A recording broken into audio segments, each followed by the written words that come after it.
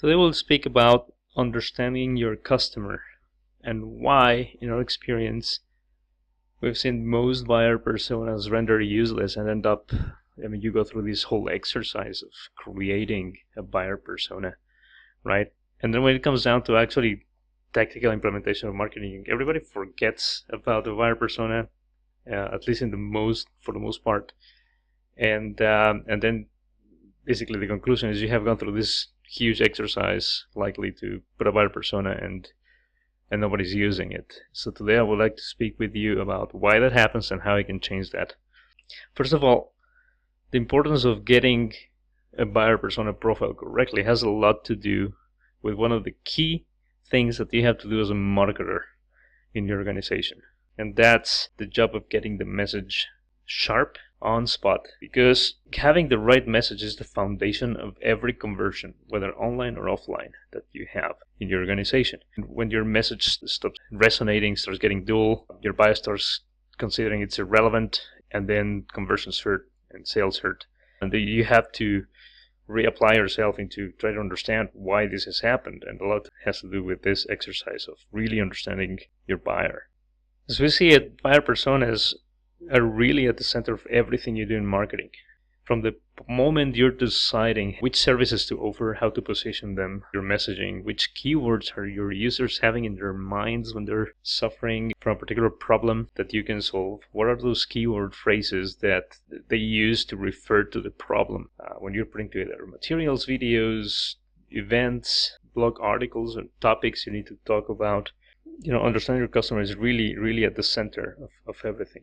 I need to reflect for a moment on the following questions. What do you currently really know about your customers that is not an assumption made behind closed doors in your organization? Do you really understand the problems that your product is solving for them? Do you know who in the organization is your main target buyer? Who are the influencers for real?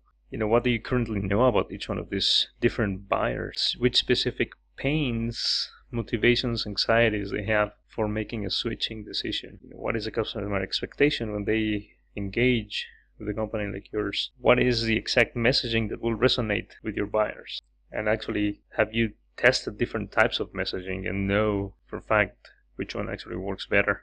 Do you have a common understanding across different departments? Does marketing understand buyer needs, wants, pains in exactly the same way as sales, or do you feel there's a discrepancy?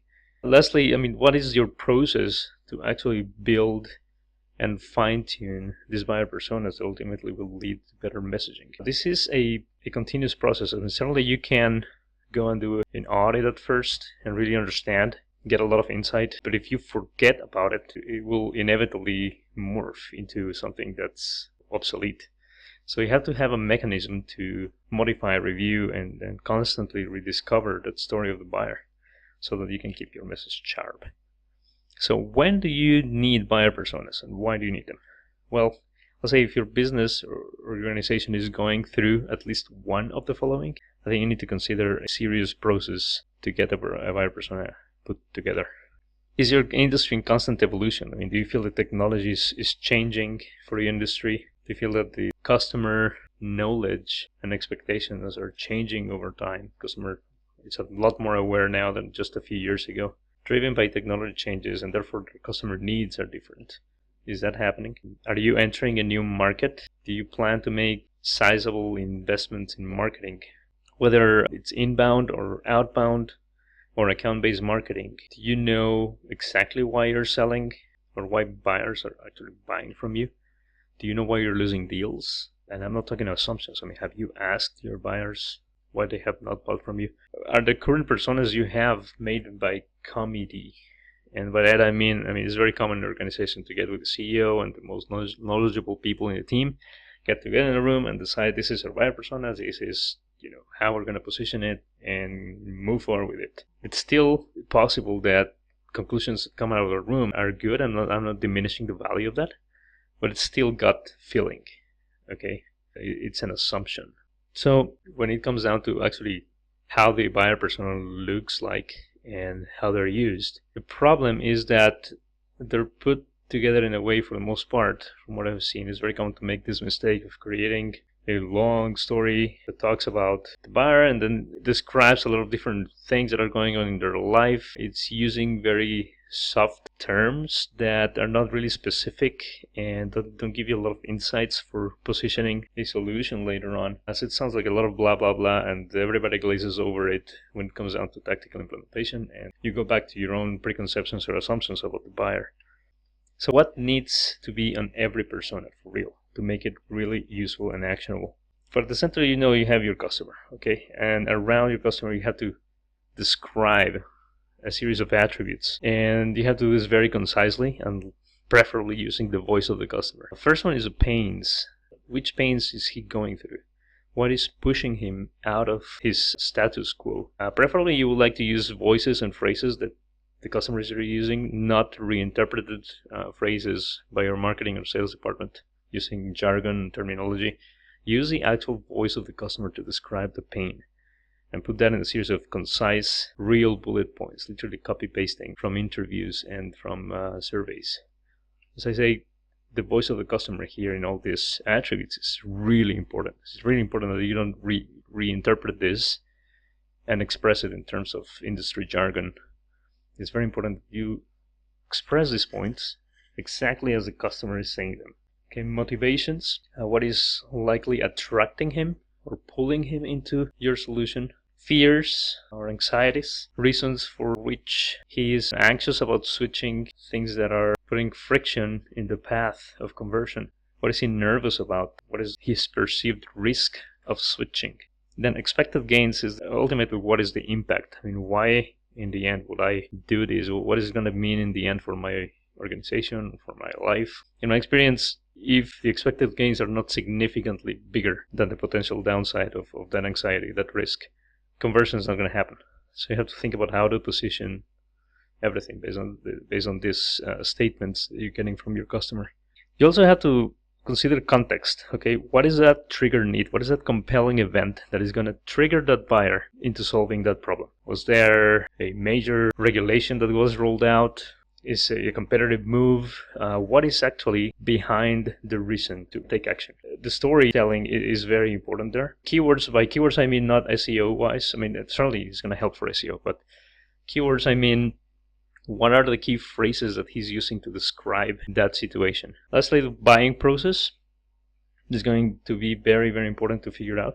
The more complex your solution is, likely the more convoluted that buying process will be. The more complex the solution you're selling, the more people are going to be involved. So you have to describe that, what that process looks like, what that journey looks like, and then who is going to be involved, who is an influencer, who's a detractor, and what are those roles in that organization, and what's the story to tell them to each one of them. And lastly, how do you wrap up everything to position your solution in the right way that responds to all these things?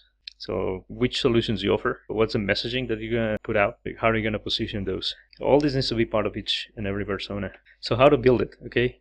Well, there's a couple of techniques that are very effective. It starts with company surveys and interviews. Of course, this is gathering internally as a company, gathering all the knowledge that we have by interviewing leadership, sales. Customer service is very often overlooked. Customer service is the one that is receiving actually the day-to-day feedback on your solution, things that they're happy, things that they're very happy about, things that could be selling points that are completely overlooked, can come out of looking at the chat window records or ticketing system. Customer surveys and interviews, this is actually going out and asking a bunch of questions to your prospects, to your existing customers that bought recently, that have been customers for a long time, former customers that already bought from you, and those that didn't buy from you. You were pitching, but they ended up either not doing it or buying from somebody else. If you want, you will do anonymous survey studies, and the purpose of this is to produce more statistically significant conclusions and insights. By making it anonymous and doing other polling techniques, you can do actually a full-blown research study that reaches out beyond your current reach to customers that are out there, even customers from competitors. Revenue data, we want to see who's buying from you, what do those companies look like. Actually, the customers that you have right now that seem to be the best fit, what do they look like? Who are they? And where are they coming from? And then lastly, a competitor check is always a good practice to see how they're positioning things and look at their case studies, see how successful are they being, how do they word the benefits. And the point is that you cannot really come up with buyer personas making a bunch of assumptions in your office. You know how to really go and ask the actual buyers, not just buy research that has been pre-made and pre-packaged that may not necessarily apply to your particular case. Fun fact here, out of all the projects that we have done something like this for at Market8, guess in how many occasions the problem is described in exactly the same way by the company leadership and the customer? Well, the answer is 0. There has not been a single case that we do a buyer persona research that has described the problem and the solution exactly the same way as the leadership. The reason is that there's always a disconnect. There's always an assumption in the leadership that the customer knows terminology, that knows the jargon. And a lot of these things are industry terms. We have to really simplify, understand how the buyer is experiencing the problem and the solution. Also, it's very important that you start by data gathering, doing all these surveys, doing your value proposition analysis, your keyword research. Then you get all that information and start analyzing by creating those buyer persona profiles with all those attributes that are very specific and, as I said before, not reinterpreted, but actually expressing the voice of the customer in all these areas. Okay, and then once you have that and rolled out, it's very important that you continue to update these on a regular basis. Set up a process where every X number of months you're going to send out a specific survey, both internal and external, just to try to find out new insights and see if anything is changed. Depending on your particular case and the industry, you want to do this, I don't know, every 6 months or every year, and sometimes sooner if the industry is changing super fast. Obviously, this is something that you have to figure out what the pace of your space is. So these are some of the surveys that I recommend you do. Establish a survey for every new customer and every lost deal, where you get to ask them questions and get some refreshing insights there. And then a quarterly, biannual, or annual analysis to update all that. And then the last thing is that there has to be some kind of communication strategy from your marketing department to update the rest of the organization. And hopefully through tools like the CRM or chat or collaboration tools, kind of get some insight from the rest of the organization that can be built into this. Timeline-wise, it's not unreasonable to expect 1 or 2 months just of data gathering plus another month of analysis. And then, so it's very important to do the updating so you can actually make sure that both the buyer persona and the messaging you're putting out stays really sharp.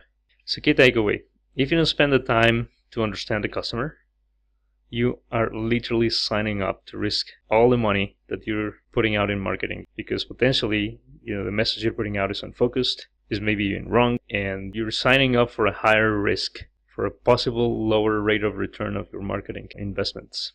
So it's very important to get it right. So thank you. If you have any questions about how to put together a buyer persona research and how to craft the messaging for your organization, we'll be glad to help out. You can reach us at www.market8.net. Thank you.